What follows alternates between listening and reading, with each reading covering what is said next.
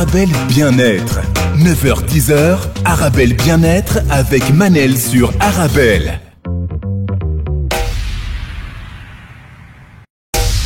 On se retrouve pour notre rendez-vous quotidien 100% bien-être 9-10h sur Arabelle. Aujourd'hui, je reçois monsieur Mohamed El Menjra, spécialiste en transformation rapide. Tous les parents, même les plus aimants, font des erreurs en tentant de guider leurs enfants. Les erreurs d'éducation qui empêchent les enfants de devenir des adultes équilibrés et autonomes. C'est la suite aujourd'hui. Je vous rappelle que vous pouvez toujours participer à l'émission en envoyant vos questions, vos réactions par SMS au 0488 106 800 0488 106 800. Abir sur Instagram, elle dit toujours pas de sujet pour nous les célibataires. Il y a eu pas mal de sujets Abir pour les célibataires et puis vous pouvez aussi écouter cette émission pour vous préparer à être une bonne maman. Bonjour monsieur Mohamed El Menjra. Bonjour Manel, comment vas-tu? Très très bien. Et vous? Super, je vais dire quelque chose qui va pas te faire plaisir. J'ai passé 4 jours à la mer dans le sud du Maroc, au Sahara marocain. Je l'ai vu, monsieur Mohamed. Vous êtes cramé, vous avez le visage bien bronzé, je l'ai vu, vous êtes tout rouge, hein. C'était clair pour moi. Et ça m'a fait mal au cœur. Désolé, voilà, exactement. Et donc, on prend l'avion et reste au Maroc, on a l'impression de voyager à l'étranger. Comme on peut pas voyager à l'étranger, au moins qu'on voyage au Maroc. Mais le sud est magnifique. Voilà. Oui, c'est clair, magnifique. Tu es notre invité au Maroc quand tu veux, anytime. Mais moi et les auditeurs alors, ils sont des milliers. Pas de problème, avec plaisir. Tous les auditeurs d'Arabelle, il n'y a pas de problème. Merci beaucoup, monsieur Mohamed El Menjra. Alors aujourd'hui, c'est la suite des erreurs fréquentes dans l'éducation des enfants. C'est la 3e émission. On en a consacré beaucoup de temps. Pourquoi, monsieur Mohamed El Menjra? Parce que c'est très important et ce que l'on fait, ce que l'on dit dans les premières années de nos enfants va les impacter à vie. On est capable d'en faire le but de chaque parent, c'est de faire de ses enfants des gens autonomes et qui ont confiance en eux. Et si on fait attention, on peut réussir cette mission. Ça devient de plus en plus dur parce qu'il y a les comparaisons, il y a les réseaux sociaux, il y a la société qui change rapidement. Donc c'est pour ça que chaque parent doit prendre la peine de savoir quels sont les conseils et les attitudes à adopter. Voilà. Magnifique, merci beaucoup monsieur Mohamed El Menjra. Rassurez aussi les parents qui nous écoutent, c'est aussi normal de faire des erreurs. Oui, bien sûr. Quand on a des enfants, il n'y a pas de manuel qui vient avec à la naissance. On ne le donne pas à la clinique. Donc, on est là pour apprendre de nos erreurs. Mais c'est aussi intéressant d'apprendre des erreurs des autres. Il ne faut pas attendre qu'on fasse les erreurs à la maison. Il faut se renseigner, il faut demander conseil aux amis, à la famille qui sont plus âgés que nous et dont leurs enfants ont grandi. On est toujours là pour apprendre et toujours là pour s'améliorer. Magnifique. La dernière fois, monsieur Mohamed El Menjra, j'ai reçu un message sur Instagram que je n'ai pas pu prendre. Il était très touchant. On va le prendre vous allez répondre peut-être un peu plus tard dans l'émission. C'est une auditrice qui parlait de son enfance. Elle disait, j'ai le souvenir de ma mère qui était occupée avec les invités. J'étais fort malade, j'avais très mal au ventre. Elle ne s'est pas occupée de moi. On dirait qu'elle a fait x0. Toutes les attentions qu'elle a pu me donner pendant l'enfance, ça m'a vraiment marqué. On va voir ça un peu, on va voir aujourd'hui les principes de l'éducation positive. Monsieur Mohamed El Menjra, c'est un terme que j'ai découvert en préparant cette émission. Est-ce que vous pouvez nous en dire plus? Qu'est-ce que c'est l'éducation positive? L'éducation positive, c'est le principe d'être beaucoup plus dans l'encouragement que dans la punition. C'est le principe d'instaurer des règles qui sont claires, d'instaurer des règles où les enfants participent à l'élaboration de ces règles. Donc, ils se sentent partie prenante. Et en se sentant partie prenante dans cette mise en place des règles, on est plus dans l'incitation, dans l'encouragement, plutôt que la punition. Et c'est ça qui fait la grande différence. Alors, vous avez les parents qui vont être plus dans l'interdit. Tu n'as pas le droit de faire ça. Il ne faut pas faire ça. Donc, ils sont plus en train de renforcer l'idée des règles qu'il ne faut pas adopter. Alors que dans l'éducation positive, on est beaucoup plus dans les règles qu'il faut adopter. Et quand on est dans cette approche positive, l'enfant est beaucoup plus à l'aise et il a plus envie de respecter ces règles positives. J'aurais une question aussi par rapport à ce que vous avez dit. On n'est pas dans la négation aussi, c'est très important. Vous allez nous expliquer, comment donner un ordre à un enfant. L'éducation positive, elle est, on a bien compris, essentielle pour le bon développement cognitif et affectif de l'enfant, monsieur Mohamed El Menjra. Un des clés de l'éducation positive, c'est se concentrer aussi sur soi, ne pas s'oublier, savoir prendre soin de soi, aussi remplir son réservoir émotionnel. On est incapable de donner de l'affection à un enfant si nous-mêmes, on n'en a pas. Alors, je vais aller chercher où cette affection, Monsieur Mohamed El-Manjra? C'est le rôle de qui? Du conjoint? Il faut d'abord que je la cherche en moi-même. Je dois apprendre à prendre soin de moi, apprendre à prendre soin de ma santé, apprendre à faire du sport, pas mal de choses dont on a déjà parlé. Donc le but, c'est que je ne peux pas donner ce que je n'ai pas. Quand je suis mal, j'extériorise cette souffrance. Ce sont les gens qui souffrent, qui extériorisent cette souffrance. Ce sont les gens qui ont mal, qui font mal. Et donc un parent est un être humain, il passe par des moments difficiles, il a des hauts et des bas, mais apprendre à se maîtriser, apprendre à se contrôler pour ne pas avoir à déverser cette colère envers les enfants, parce que les enfants, c'est pas un dépotoir. Ils sont pas là pour qu'ils puissent recevoir vos colères et vos énervements. Il faut apprendre à s'entretenir et à se prendre en main pour éviter ce genre de comportement qui peut avoir des conséquences très fâcheuses. Il va aussi reproduire l'énervement et les crises de cris. Nos enfants sont nos miroirs. Monsieur Mohamed El-Manjra, vous êtes aussi spécialiste en nutrition sportive. C'est bien ça. Bien s'alimenter, oui. C'est aussi important pour les parents. Est-ce que vous pouvez donner aussi des conseils par rapport à l'alimentation? Le magnésium, par exemple, comme complément alimentaire, vous le conseillez pour les parents? Oui, le magnésium, entre 300 et 600 mg par jour. Un comprimé le matin, un comprimé le soir, 300 mg. Prendre de la vitamine C, éviter de manger tard le soir, réduire tout ce qui est sucre, manger une alimentation beaucoup plus riche en légumes, manger moins de fruits. Les gens ont tendance à croire que parce qu'ils prennent un jus de fruits, vos aliments, il faut les manger, il ne faut pas les boire. On a cette tendance à tout faire en jus. Un jus de fraise, un jus d'orange, non. Parce que quand vous faites un jus, vous accélérez l'indice glycémique et donc le sucre devient un peu plus dangereux. Il faut apprendre de préférence à manger ses fruits, à prendre le temps de manger ses fruits plutôt que de les boire. Et c'est quoi votre secret matinal, Monsieur Mohamed El-Manjra? Parce qu'une fois, vous m'avez parlé d'un petit mélange que vous prenez le matin. Alors, le secret matinal, c'est qu'à jeun, je prends un verre d'eau dans lequel il y a un jus de concombre, citron, épinard.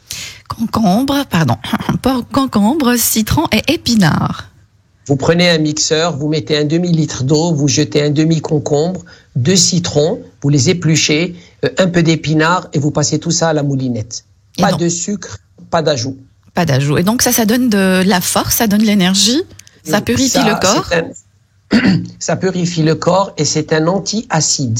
Ça enlève l'acide qu'il y a dans le corps. Donc ça prépare le corps la journée. Donc vous prenez ce jus le matin, vous attendez une demi-heure et ensuite vous prenez votre petit déjeuner habituel. Magnifique. Être un bon papa, une bonne maman, l'éducation positive, ça passe aussi par l'alimentation. Aussi, savoir m'oxygéner, sortir, bouger. Si on ne bouge pas assez, forcément, Monsieur Mohamed El-Manjra, si on ne bouge pas, c'est le mouvement qui crée l'énergie, le mouvement qui est un moyen d'éliminer, le mouvement qui est un moyen de se purifier. C'est aussi, on doit apprendre que quand on sent que la marmite commence à trop bouillir, il faut extérioriser cela. Et la meilleure façon de le faire, c'est avec le mouvement. Et si vous êtes chez vous à la maison, levez-vous, bougez, dansez, écoutez de la musique, faites quelque chose, faites une activité physique qui va vous permettre de vous détendre pour pouvoir mieux aborder la relation que vous avez avec votre conjoint et vos enfants. Magnifique. Je rappelle à nos auditeurs qu'ils peuvent toujours participer à l'émission en envoyant leurs questions, leurs réactions par SMS au 0488 106 800, 0488 106 800. Monsieur Mohamed El-Manjra, on entend souvent parler du fait d'être à l'écoute de son enfant, savoir écouter l'enfant quand on est une femme active ou si papa, par exemple, submergé par le travail, par le stress. Comment faire? Il faut se rappeler la règle de base. La règle de base, c'est quoi? C'est qu'un enfant, il doit savoir qu'il y a de l'amour inconditionnel. Quoi qu'il arrive, quoi qu'il se passe, il aura toujours l'amour, il aura toujours ce sentiment d'appartenance, on prendra toujours soin de lui, il a sa place dans la famille aujourd'hui et dans l'avenir, on s'occupera de son éducation. Ce sont des éléments clés que l'enfant doit ressentir, percevoir. Il y a une différence entre ce que les parents disent et ce que les enfants perçoivent. Donc c'est notre rôle en tant que parents de nous assurer que ces choses-là sont toujours prises en charge et présentées. Magnifique. Un message de Sarah sur Instagram, très important ce qu'elle dit, Monsieur Mohamed Menjra. Elle dit: je bourre la journée de mes enfants avec des activités. Le soir, ils dorment bien et ils ne m'embêtent pas pendant la journée. Les activités sont nécessaires parce que ça permet aux enfants d'être stimulés intellectuellement, sur un plan artistique, sur un plan physique, mais il ne faut pas avoir comme objectif que quand les enfants rentrent, ils sont tellement fatigués qu'ils dorment. Non, il faut que quand ils rentrent le soir, il faut partager avec eux, il faut échanger. Comment était ta journée? Qu'est-ce que tu as fait de bien? Qu'est-ce que tu as appris? Le but, on est dans l'échange. L'éducation, c'est d'abord l'échange. Donc cette idée que nos enfants, on va les assommer d'activités pour que le soir ils rentrent et ils dorment, prendre le temps de passer un peu de temps avec les enfants, c'est quand même nécessaire. Un message qu'on a déjà eu la semaine passée, mais ça se répète encore sur Instagram, Monsieur Mohamed Menjra. Les enfants et les tablettes. Et les parents aussi sont souvent sur les tablettes, Monsieur Mohamed Menjra. Donc les enfants vont reproduire aussi le même schéma. On en a déjà parlé. Oui, on en a parlé. Il faut apprendre à poser les tablettes, il faut apprendre à poser le téléphone quand on est à la maison. Et ça, je m'adresse surtout aux parents. Quand vous êtes à la maison, ne répondez qu'au téléphone quand c'est des choses essentielles. On n'a pas à répondre à chaque WhatsApp ou chaque SMS ou chaque email, à moins que vous soyez dans une activité professionnelle qui le nécessite. Mais apprendre à ne pas être dans l'urgence, apprendre à ne pas réagir à chaque message qui monte. Apprendre quand on parle avec notre conjoint ou nos enfants à laisser le téléphone de côté. Apprendre à communiquer en regardant la personne dans les yeux. Je vous parle, je vous vois dans les yeux. Je ne peux pas avoir mon téléphone et vous parler. Donc on apprend ça entre nous, les conjoints, les parents, et que nos enfants voient aussi ça. Pas de téléphone qui est posé à table. Ça aussi, c'est des choses que l'on doit faire. Des petites habitudes. Ça renforce la communication, ça renforce l'échange et ça renforce le partage dans la famille. Et donc, à ces auditeurs qui se demandent pourquoi l'enfant est toujours sur la tablette, posez-vous la question, est-ce que vous aussi, vous êtes presque souvent, on va dire, ou souvent, sur votre téléphone? Monsieur Mohamed Menjra, traitez les enfants de la même façon à tout âge. Les besoins de l'enfant à chaque âge. Donnez-nous un exemple, par tranche d'âge, par exemple. Les premières années, l'enfant, il a besoin de sentir qu'il est comme les autres. C'est paradoxal parce que quand l'enfant a de 0 à 7 ans, il a besoin de sentir qu'il est comme les autres. Il va à l'école comme les autres, il fait les choses comme les autres. Et dès qu'il approche l'adolescence, il y a l'identité qui se met en place et il a besoin de se sentir spécial et unique. Donc autant dans le bas âge de 0 à 7, on va dire, il a besoin de sentir qu'il va à l'école comme tout le monde, qu'il mange comme tout le monde, qu'il s'habille comme tout le monde. Comme ça, il a ce sens d'appartenance qui est en train de s'installer, il est à l'aise. La pire des choses pour un enfant en bas âge, c'est quand il se sent différent et spécial. Moi, je suis pas comme les autres, pourquoi je m'habille pas comme les autres, pourquoi je fais pas comme les autres, pourquoi je fais pas ci comme les autres. Ensuite, plus il commence à grandir, plus on doit respecter l'identité de l'individu qui va commencer à se mettre en place. Et c'est ça où ça devient un peu difficile, où l'enfant, surtout par rapport à l'adolescence, de comprendre que l'enfant est spécial, qu'il est unique et qu'on doit l'accompagner durant cette phase très très douloureuse, qui est celle de l'adolescence. Magnifique. Aussi une question sur Instagram. On n'a pas encore eu ce genre de questions par rapport aux jumeaux, Monsieur Mohamed Menjra. Elle a 2 filles et elle se demande comment me comporter avec des jumeaux. Est-ce que je dois leur donner la même attention? Moi, ce qui attire la même attention, la même éducation, elle parle de communication. Très long message, si vous voulez bien m'envoyer des messages courts, parce que je ne peux pas tout lire à l'antenne. Monsieur Mohamed Menjra, on le voit aussi fréquent, c'est habiller les jumeaux de la même façon. Essayez d'en faire des copies. Qu'est-ce que vous en pensez? Je ne pense pas que ça soit une bonne approche. C'est pas parce qu'ils sont sortis à quelques minutes d'intervalle l'un de l'autre que l'on doit en faire des photocopies. C'est vrai qu'il y a une relation très spéciale entre l'un et l'autre, mais je préférerais considérer que 2 jumeaux, ce sont 2 enfants. Ce n'est pas un qui est une copie de l'autre. Ah, magnifique, c'est très important. Sinon, on se comporte tout le temps par rapport à sa question de la même façon avec nos enfants. Il n'y a pas de favoritisme, je suppose. Il ne faut pas avoir de favoritisme. Il faut avoir des règles qui s'appliquent à tout le monde. Il faut avoir des comportements qui s'appliquent à tout le monde. Le favoritisme, c'est quand on en donne trop un en exemple. Et ça, beaucoup d'enfants souffrent. Quand ils sentent qu'il y en a un dans la famille qui est toujours le bon élève, qui est toujours celui qui range bien sa chambre. C'était exactement ça dont je parlais, oui, exact. Il faut pas. Il y a des choses qui vont venir beaucoup plus facilement à un enfant, et il y en a d'autres choses qui vont venir beaucoup plus facilement à un autre. Il y a un enfant qui va peut-être désorganisé dans sa chambre et qui est très bien à l'école. Il y en a un qui va être organisé dans sa chambre mais pas bon à l'école. Donc il faut respecter l'individualité de l'enfant, il faut respecter la particularité de chaque enfant et ne pas vouloir prendre un enfant et le caser dans un moule. Magnifique. Monsieur Mohamed Menjra, je vous ai parlé de ce message que j'avais reçu la semaine passée sur Instagram, mais c'était déjà 10 heures, je ne pouvais pas le prendre. C'est un long message, j'ai fait un petit résumé. C'est une auditrice qui parle d'une scène quand elle était enfant. Elle avait elle a le souvenir de sa maman occupée avec les invités. Elle dit, j'avais mal au ventre. Elle s'est même pas retournée, elle a même pas essayé de comprendre ce que j'avais, fort occupée avec les invités. Monsieur Mohamed Menjra, on le voit aussi souvent, la maman occupée avec ses copines ou le papa aussi occupé avec ses copains, occupé à travailler ou faire quelque chose. Les priorités, c'est quoi? Ce sont nos enfants, on arrête ce qu'on est en train de faire, ou on coupe le téléphone, par exemple. Désolé, par exemple, ma copine ou ma sœur, je suis occupée, enfin, mon enfant, il a besoin de moi. Ou alors dire à l'enfant, attends, maman ou papa est occupé, tu dois attendre.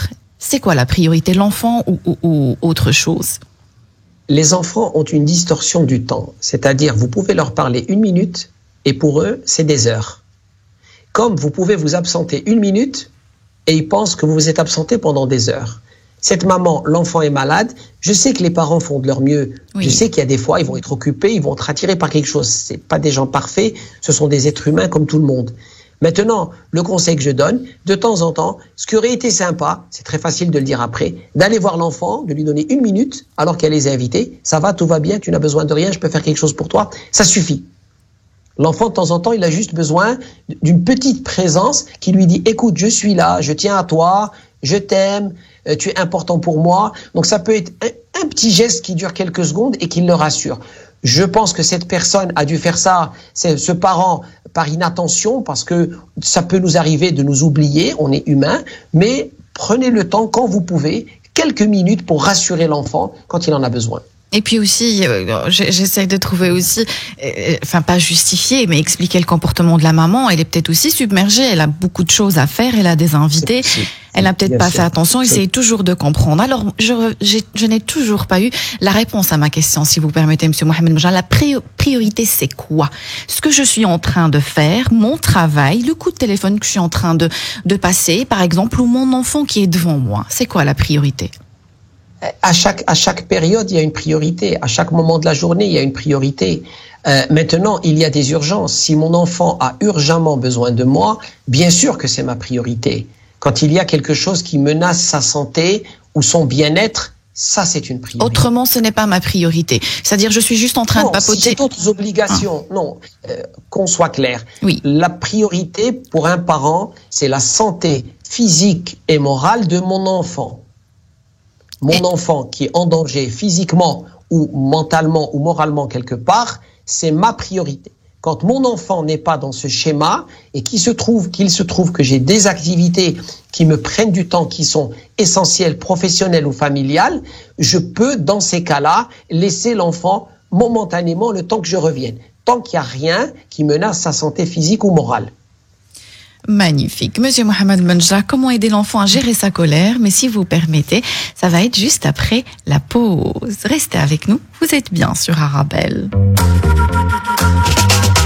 Arabelle Bien-être. 9h-10h, Arabelle Bien-être avec Manel sur Arabelle.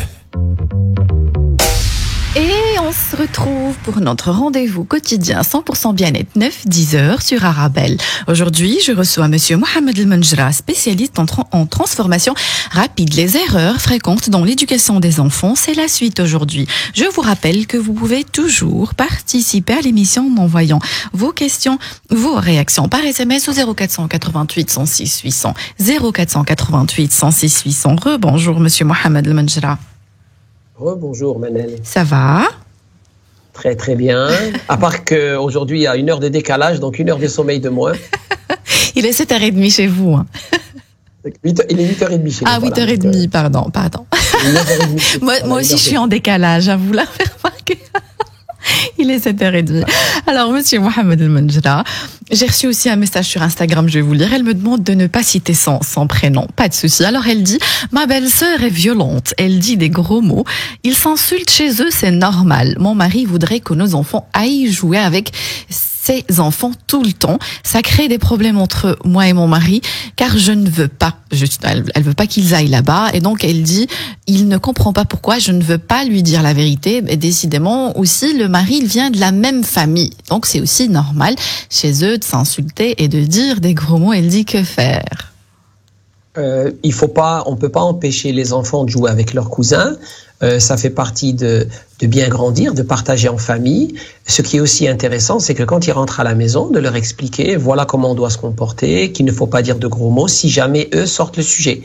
Donc, laissez les enfants vivre, et si elle voit que ses enfants commencent à dire des gros mots, de recadrer les choses. Mais on peut pas interdire nos enfants d'aller voir les enfants des autres parce qu'on n'est pas toujours d'accord avec l'éducation des parents. C'est pas possible. D'accord. Mais ça fait partie aussi du fait de... Monsieur Mohamed Menjra, concrètement, vous allez voir un enfant insulté ou avoir une éducation différente de votre enfant. Est-ce que vous allez quand même le laisser jouer avec? Parce qu'elle parle ici de jouer, non pas les voir et aller leur rendre visite, mais passer par exemple la journée avec. Elle a envie de protéger ses enfants, il faut la comprendre aussi. Oui, mais si on commence à trop être sélectif, moi je comprends qu'un parent ne veuille pas que ses enfants fréquentent d'autres enfants qui prennent de la drogue ou qui font des choses qui sont très malsaines. Mais si on dit, celui-là, je veux pas qu'il le fréquenter parce que les parents disent des gros mots, celui-là, je veux pas le fréquenter parce qu'il y a ça, au bout d'un moment, les enfants, ils vont se retrouver tout seuls. Parce qu'il y a tellement de parents qui ont des problèmes, il y a tellement de parents qui passent par des moments difficiles. Maintenant, il faut cadrer les choses. C'est pas parce que mon enfant va jouer avec quelqu'un dont les parents disent des gros mots que ça va faire de lui quelqu'un de déséquilibré. Il faut pas sombrer dans l'extrême. Bien sûr qu'il y a des choses qui sont mauvaises auxquelles on doit faire attention. Bien sûr qu'il faut faire attention à la fréquentation de nos enfants, mais la fréquentation de nos enfants, ça ne veut pas dire que chaque fois qu'il y a quelque chose pour laquelle on a un petit désaccord, on va empêcher on va empêcher à nos enfants de jouer avec ces enfants-là. C'est pas possible. Et donc les laisser partir, tout simplement, c'est ce que vous êtes en train de dire. Moi, je les laisserai partir, mais je recadrerai les choses. Quand ils reviendront. Exactement. Parce qu'on peut pas. On va faire des enfants qui vont vivre en ermite tout seuls dans ce monde. C'est pas possible. D'accord, c'est très clair, monsieur Mohamed Menjra. Merci beaucoup. Alors, comment aider l'enfant à gérer sa colère? La dernière fois, on avait reçu beaucoup d'SMS par rapport à ça.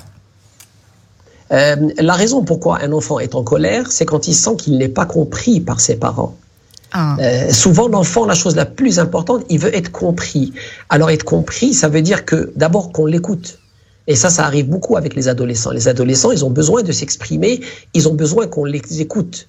Et ce qui fait le plus mal aux enfants, c'est qu'au lieu qu'on les écoute, on les juge. Un enfant, il va dire « je ressens ça », on va lui dire « pourquoi tu ressens ça ? Tu ne dois pas ressentir ça ». Alors que ce qu'il veut, c'est qu'on l'écoute. Ce qu'il veut, c'est qu'on le comprenne. Le comprendre ne veut pas dire être d'accord avec lui. Le comprendre, ça veut dire respecter son point de vue et respecter son jugement. Maintenant, ça ne veut pas dire que ce jugement ou ce point de vue, il va le garder. On est là pour le recadrer, on est là pour le rediriger. Donc l'étape numéro 1, c'est d'abord le comprendre. Respecter son choix, respecter sa position et après essayer d'utiliser notre rôle en tant que parent pour l'influencer. Et donc si je comprends bien, vous êtes en train de dire qu'il y a toujours une explication à la colère de l'enfant. Soit il a mal dormi, soit il a faim, soit il est surexcité, soit il a été trop stimulé. Il ne peut pas être en colère juste comme ça. Soit il est en train, il n'est pas bien. Il imite aussi le comportement de ses parents parce que eux aussi ils crient ou alors ils sont en colère. Il y a toujours une explication. Toujours être dans la compréhension. Oui, il y a une explication. Ça peut être des fois quelque chose qui le dérange, ça peut être quelque chose qui le gêne, ça peut être quelque chose qui le met mal à l'aise. Il faut le recadrer. Ça ne veut pas dire qu'on doit être comme ça, esclave de nos enfants, en les écoutant et en passant notre temps à faire ce qui leur fait plaisir. Moi, quand je dis écouter un enfant, je ne suis pas en train de dire lui faire plaisir. Écouter un enfant, c'est-à-dire établir un dialogue, établir une communication, de dire il y a quelque chose qui ne va pas, il y a un besoin qui est exprimé. La colère, c'est exprimer un besoin. Quel est ce besoin qui cherche à être satisfait? Qu'est-ce que l'enfant cherche à manifester comme message? C'est ça ce que l'on doit faire. Monsieur Mohamed Menjra, je ne sais pas si vous avez déjà eu l'occasion de voir cette scène dans les supermarchés. C'est une scène courante. Les enfants qui sont dans un état second par terre crier parce qu'ils veulent acheter quelque chose, par exemple, et la maman ou le papa qui est gêné, il ne sait pas quoi faire. Comment on peut faire face à un enfant qui est dans un état second comme ça? Non, ça c'est un caprice. Ça c'est différent. D'accord. Qu'est-ce qu'on peut faire? Un caprice, moi ce que je ferais dans ces cas-là, j'ignore. Vous ignorez l'enfant, vous dites non et vous maintenez votre position. Il y a une différence entre écouter un enfant qui est par terre en train de crier parce qu'il veut du chocolat, ce n'est pas un moment de communication. C'est une colère, c'est un caprice. Un enfant qui est enfermé dans sa chambre et qui est mal et qui ne veut pas parler, qui veut voir personne et qui ne veut pas communiquer, là c'est différent. Il y a quelque chose qui lui fait mal. Quand on est dans un supermarché et on crie parce qu'on veut avoir du chocolat, ça c'est un caprice. Je souris parce que la dernière fois dans un supermarché, j'ai vu une scène d'un enfant qui voulait un morceau de chocolat et donc la maman elle en a pris un, mais lui il voulait tout le carton. C'était une scène surréaliste. La maman elle lui dit mais tu ne peux pas manger tout le carton, on va prendre juste un morceau, mais il ne voulait rien savoir. C'était incroyable les enfants par moment. Donc monsieur Mohamed El Menjra. Alors à ce moment-là, moi ce que j'aurais fait, j'aurais donné le choix à l'enfant. Je lui ai dit écoute, je te propose, tu as 0 et tu as ça. Qu'est-ce que tu veux? Ah, d'accord. D'accord, monsieur. Je te donne le choix. Tu veux 0 ou tu veux une tablette, mais tu peux pas avoir le carton. Ça me fait rire, je suis désolée. Monsieur Mohamed El Menjra, alors, vous l'avez déjà dit, ici dans cette émission, il faut être un modèle pour son enfant. Parce qu'ils ont aussi le don d'imitation. Mais on le voit aussi des fois des papas-mamans très très calmes, mais l'enfant colérique. Qu'est-ce qui se passe? Pourquoi? Comment on peut expliquer ça? Parce que d'abord, les enfants, ils font beaucoup plus attention à ce que l'on fait que ce que l'on dit. Ils observent les mimiques, ils observent les comportements. Un parent, il a envie de dire « moi je suis comme ça, il faut faire comme ça, il faut ». C'est de belles paroles. Mais les enfants, ils vont imiter les comportements. Parce que les premiers comportements qu'ils vont avoir en face d'eux vont être leurs repères. Leur environnement, ça va être les parents. Donc il faut faire très très attention. Quel est le modèle que l'on crée avec notre conjoint? Quel est l'environnement que l'on crée? Donc nos comportements sont beaucoup plus importants que ce que l'on va dire. Et nos enfants, qu'est-ce qu'ils font? Ils n'écoutent pas ce que l'on dit, ils font comme ce que l'on fait. Magnifique. Donc les enfants, ils ont un don d'imitation, faire très attention. Si on est aussi violent, on claque les portes. Et quand on s'énerve ou on crie aussi, ils vont reproduire la même chose. Hind sur Instagram, monsieur Mohamed El Menjra, il dit bonjour Manel, j'espère que tu vas bien. Je vais très très bien. Merci Hind. Donc il dit ma question. Donc j'ai 2 filles, une 4 ans et demi et une 2 ans. La grande est un peu lente. Elle me demande toujours à faire des choses à sa place. Exemple, maman, mets mes chaussures, s'il te plaît, ma veste, fais-moi ça. Donc elle demande beaucoup de choses. Et donc la petite, quant à elle, elle dit elle est indépendante, mais des fois je m'énerve et je la compare à sa sœur. Donc elle parle de la comparaison. Monsieur Mohamed El Menjra, je vous laisse répondre et je vais lire la suite de son message parce qu'il est assez lent. Je vous écoute. Premièrement, l'objectif d'un parent, c'est de rendre son enfant autonome. Tout ce que vous pouvez faire pour développer l'autonomie envers vos enfants est une bonne chose. La deuxième des choses, la comparaison est très mauvaise. Il faut respecter l'individualité de chaque enfant et comparer l'un à l'autre, surtout comparer un frère à une sœur ou une sœur à une sœur, est quelque chose de très très très très difficile à subir et à vivre pour un enfant. Magnifique. Monsieur Mohamed El Menjra, là aussi, en fait, on parle des parents, mais il y a aussi une partie de responsabilité, des instituteurs. Donc, elle parle de sa maîtresse. Elle dit, toujours Hind, elle a été à la piscine, d'accord? Donc, elle lui dit, sa maîtresse lui a dit, tu ne sais pas nager, tu ne sais pas travailler, et ça a rendu la fille très fragile. Critiquer un enfant comme ça, tu ne sais pas faire. Qu'est-ce qu'elle peut faire, cette maman, pour réparer ce que la maîtresse a fait, ou alors aller voir directement la maîtresse et lui en parler? Oui, avant 7 ans, l'enfant prend tout littéralement. Évitez les généralisations, évitez les jugements comme ça. Tu ne sais pas faire, tu ne sauras jamais faire, tu n'es pas capable de faire. Ce sont des choses qui font très mal. Allez parler à l'institutrice, absolument, rassurez l'enfant. Et quand un enfant a peur de quelque chose ou a peur de faire quelque chose, eh ben faites cette chose avec votre enfant. L'institutrice a dit que tu ne sais pas nager, tu sais quoi? Moi, je vais aller nager avec toi. Allez, viens. Et c'est une bonne idée d'aller voir la maîtresse et lui en parler? On peut lui en parler, il n'y a aucun problème. Lui parler gentiment, tout simplement. Il n'y a aucun problème. Vous savez, elle a entendu ça, ça lui a fait de la peine, comprendre la maîtresse. Des fois, on peut le dire, peut-être que la maîtresse l'a dit dans un certain contexte, mais il n'y a rien de mal à recadrer la personne. Mais moi, le plus important pour moi, c'est de donner confiance à mon enfant. S'il y a une activité que quelqu'un lui dit qu'il n'est pas capable de faire, moi, je ferai cette activité avec mon enfant pour le mettre en confiance, pour le mettre à l'aise, pour le rassurer, pour le sécuriser et pour le tranquilliser. Et là, c'est une parenthèse aussi, c'est important que l'enfant ne reçoit pas des messages contradictoires parce qu'elle essaie d'une partie de développer l'estime de soi et la confiance en soi de sa fille et de l'autre côté, la maîtresse la casse. Donc, là, elle est là. Alors là... Oui, là, tu abordes un sujet qui est très important. Moi, je vais donner un exemple d'un enfant qui est venu chez moi. Il était dans une école et l'école a estimé que cet enfant était, entre guillemets, très agité en classe.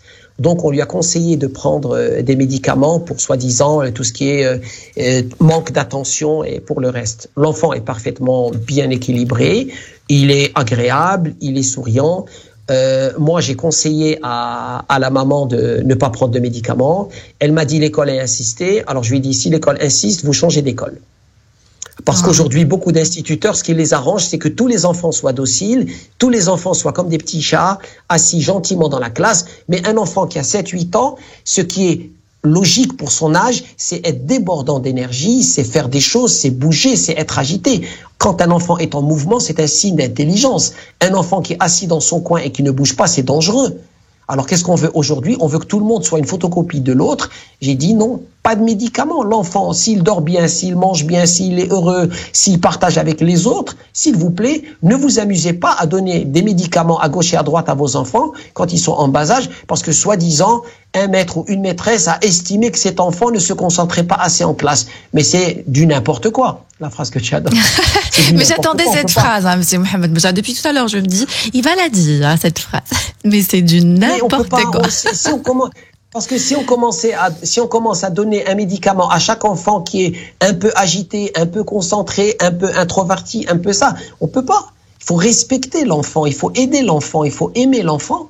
Mais cette solution de commencer à donner des médicaments à outrance aux enfants, moi je trouve que c'est du n'importe quoi. Il faut pas le faire. Et là je vais dire quelque chose et j'en prends la responsabilité, monsieur Mohamed Menjra. Vous allez me corriger si je me trompe. Aussi apprendre à l'enfant à ne pas obéir aveuglement aux autres. Moi j'ai le souvenir au Maroc, je ne sais pas quel âge j'avais, peut-être 10 ans une fois, l'instituteur il voulait me taper parce que j'avais fait une bêtise et je lui ai dit clairement qu'il n'avait pas le droit, que c'était comme ça, je lui ai dit que c'était interdit par la loi qu'il me touche. Il pouvait me punir autrement, mais pas avec la violence physique. Apprendre à l'enfant à ne pas obéir à tout, monsieur Mohamed Menjra, à s'affirmer aussi. Bien sûr, mais apprendre à l'enfant à ne pas obéir à tout, apprendre à l'enfant à ne pas écouter tous les adultes, c'est comme ça qu'on les protège contre tous les actes de violence sexuelle.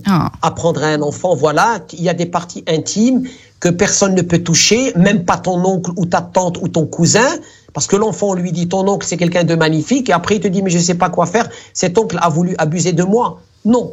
Justement, on doit apprendre à l'enfant à dire non. Ça fait partie de l'éducation. Magnifique. Si quelqu'un à l'école te propose quelque chose, tu dois apprendre à dire non. Si quelqu'un te dit de monter dans la voiture avec lui, tu dois apprendre à dire non.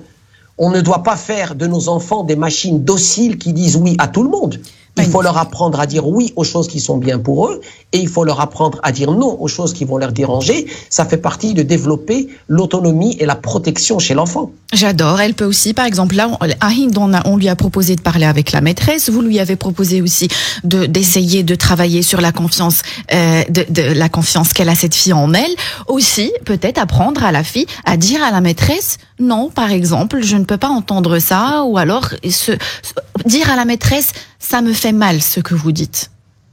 Absolument, il faut que nos enfants apprennent à vivre, à réagir, à se comporter en société. Se comporter en société, ça veut dire respecter les règles, mais se comporter en société, ça veut dire aussi se défendre quand c'est nécessaire de se défendre. Magnifique, j'adore. Ne pas obéir aveuglement aux adultes.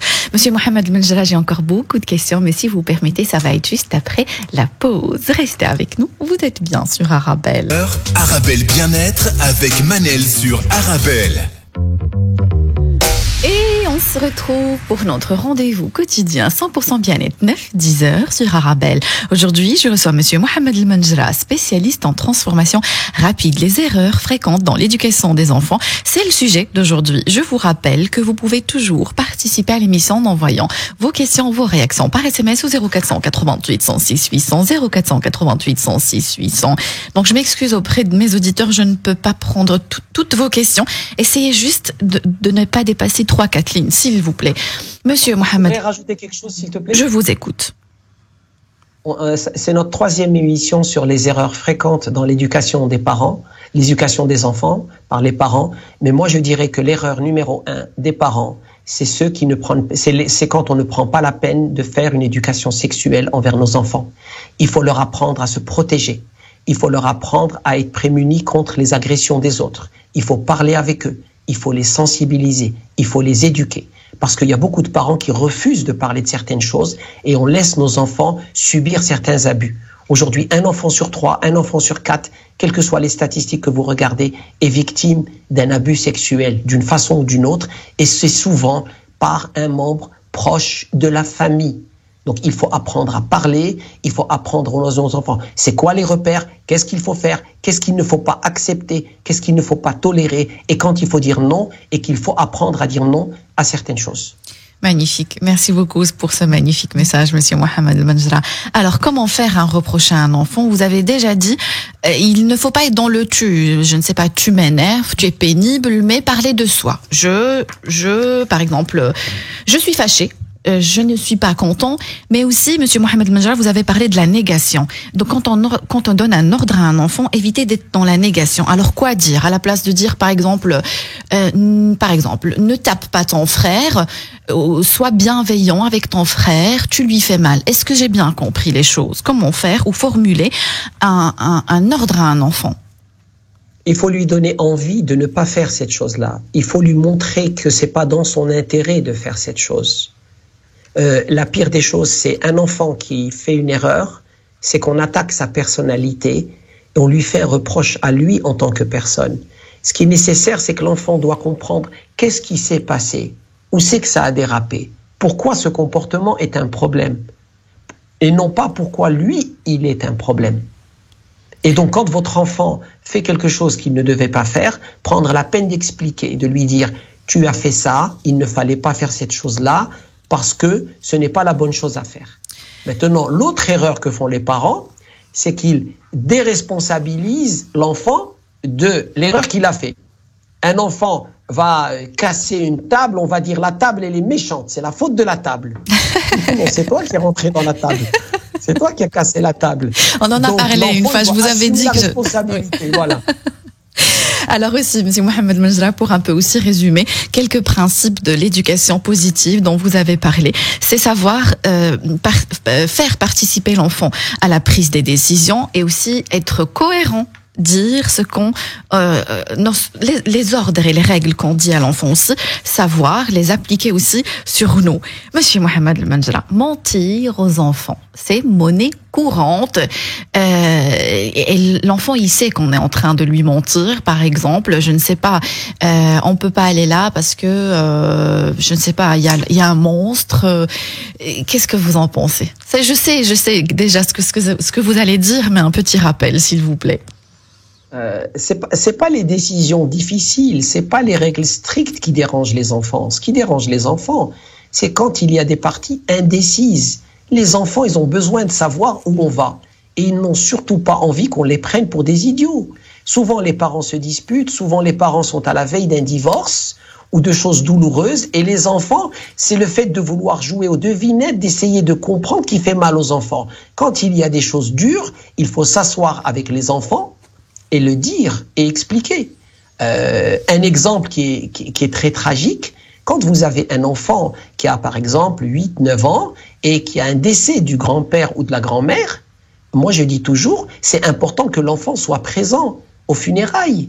Comme ça, il fait son deuil de cette personne qu'il aimait beaucoup. Mais on lui cache, on va pas lui dire, il faut pas qu'il aille voir ça. Non. Il y a des choses auxquelles l'enfant doit participer. Éduquer un enfant, ça veut pas dire le préserver de ce qui se passe dans le monde réel. Il doit savoir que dans le monde, il y a de bonnes choses et il y a de mauvaises choses. Mais ce qui dérange l'enfant, c'est quand il a en face de lui des comportements qui ne sont pas homogènes entre les parents. Et c'est ça qui lui fait mal. Parce qu'à un moment, il va te dire, mais s'il vous plaît, mettez-vous d'accord. Avec qui je dois me mettre d'accord, qui je dois écouter, qu'est-ce que je dois faire. Et c'est ça qui fait mal à l'enfant. En cas de maladie, par exemple, aussi dire à l'enfant que papa ou maman est malade en cas de maladie grave, parce que des fois on a envie aussi, une fois de plus, de protéger l'enfant pour ne pas qu'il en souffre. Non, on ne protège pas l'enfant. Vous croyez que l'enfant, il ne devine pas que le parent souffre quand il passe son temps à aller en clinique, quand il voit papa ou maman qui ne travaille pas, quand il voit son parent en train de maigrir à vue d'œil, quand il voit toute la famille qui vient le voir? Il ne faut pas prendre l'enfant pour un idiot. Au contraire, il faut partager avec lui. Chaque moment doit être vécu. Un enfant doit vivre toutes les émotions. Il y a des moments difficiles. Moi, j'ai perdu mon père très jeune quand j'avais 18 ans. C'est très douloureux. Ma petite sœur, elle avait 12 ans. C'est très dur. Mais on a vécu cette maladie de notre père et sa mort. Ça fait partie de vivre les choses de la vie.